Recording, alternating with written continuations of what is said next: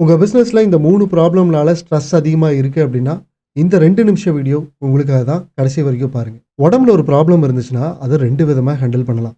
1 எனக்கு டாக்டர்கிட்ட போறதுக்கு டைம் இல்லன்னு சொல்லிட்டு, அந்த ப்ராப்ளமோடையே நம்ம அட்ஜஸ்ட் பண்ணிக்கிறது.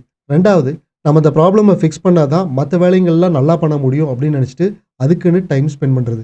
சரி நம்ம பிசினஸ்ல ஸ்ட்ரெஸ் இருக்கு அப்படின்னு தெரிஞ்சுச்சுன்னா, அடிப்படையில ஏதோ ஒரு பிரச்சனை இருக்குன்னு தானே அர்த்தம். அத நாம அப்படியே அட்ஜஸ்ட் பண்ணிட்டு இருந்தோம்னா எப்படி இருக்கும்? நேத்து மாரி இன்னைக்கு இருந்தா, இன்னைக்கு மாரி தானே நாளைக்கு இருக்கும். அப்ப அடுத்த 6 வருஷங்கள் எப்படி இருக்கும்? போன 6 வருஷம் மாரி தான் இருக்கும். சரி அந்த ப்ராப்ளம் எல்லாத்தையும் எப்படி ஃபிக்ஸ் பண்ணி ஸ்ட்ரெஸ்ஸ குறைக்கலான்னு நீங்க கேட்டீங்கன்னா, ஸ்ட்ரெஸ் அப்படிங்கிறது ஒரு டார்க்னஸ் மாரி. இருட்ட குறைக்கணும்னா ஒரே வழி தான் இருக்கு. வெளிச்சத்த அதிகம் பண்றது. அப்ப ஸ்ட்ரெஸ்ஸ குறைக்கிறதுக்கு நம்ம வொர்க் பண்ணாம, அந்த வெளிச்சம் எது?